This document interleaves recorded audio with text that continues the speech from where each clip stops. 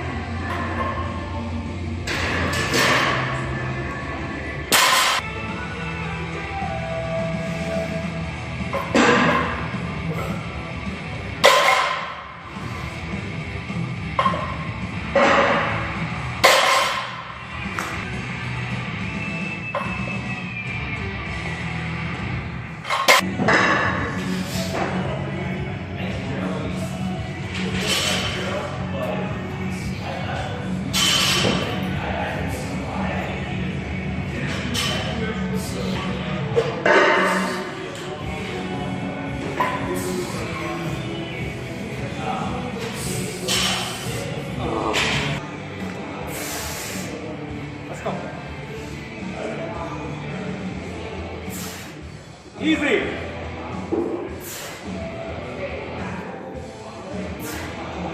Let's go.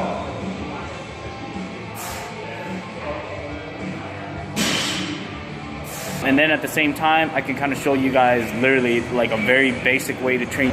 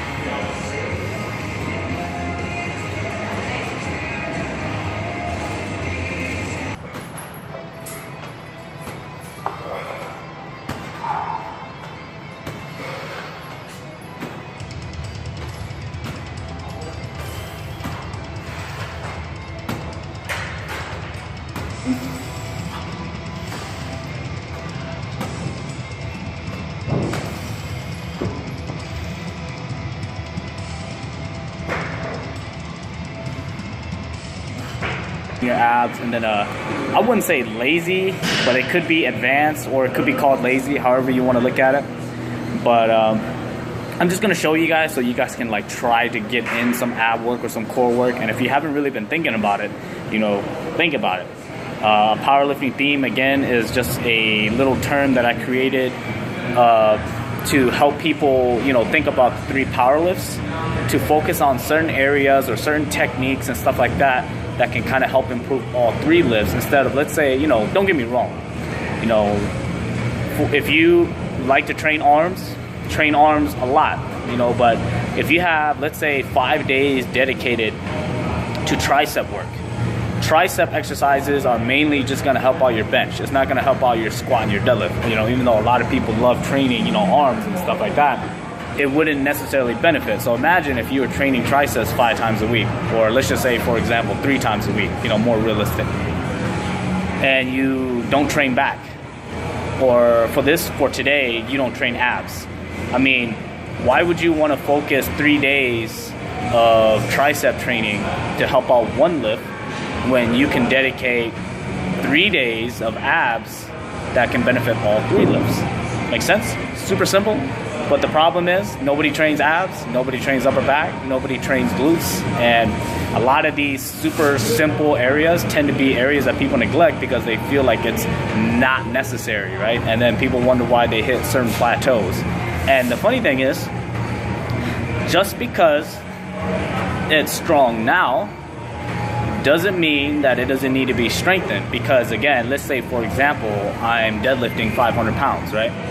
And my glutes are strong enough to deadlift, let's say 575. So what happens one day when I focus on everything else besides my glutes, and then I attempt a 600 pound at a meet, and I just can't fire my glutes because my glutes are only strong enough to do 575, and I neglected them for forever.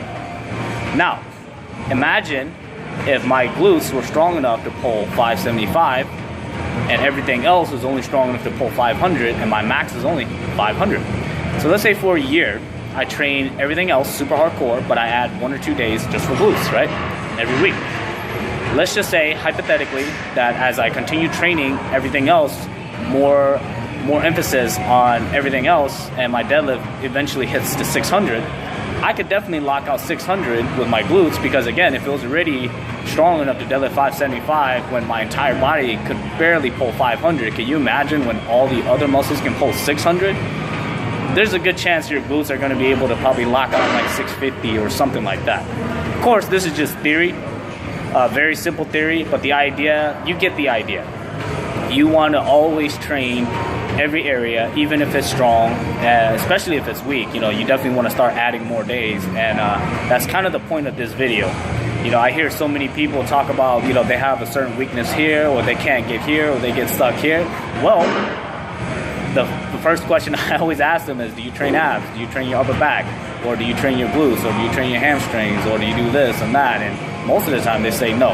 So the idea is for you to focus on one of these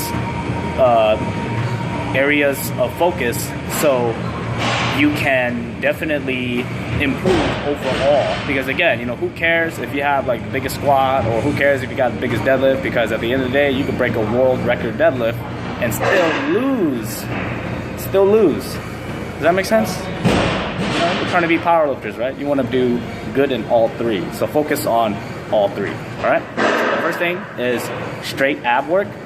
And the second thing that we're going to do is a very weird training philosophy, but it might help.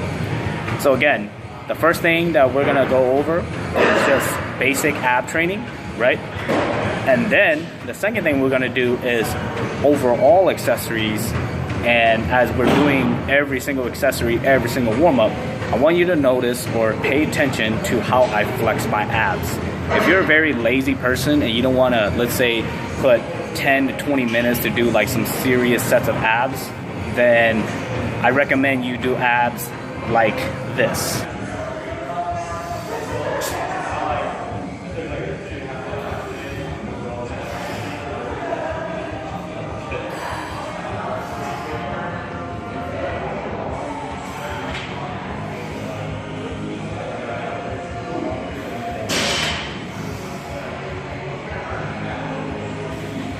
Where you do, let's say, a tricep extension, right? But you flex your abs at the same time, or you do it before. So imagine you see my abs right now. I'm gonna take a deep breath, squeeze, and then I'm gonna do a tricep extension. That way, I can work out my triceps 3 times a week and work out my abs every day. Get it? All right, so I'll show you guys as the video goes on, all right? Peace.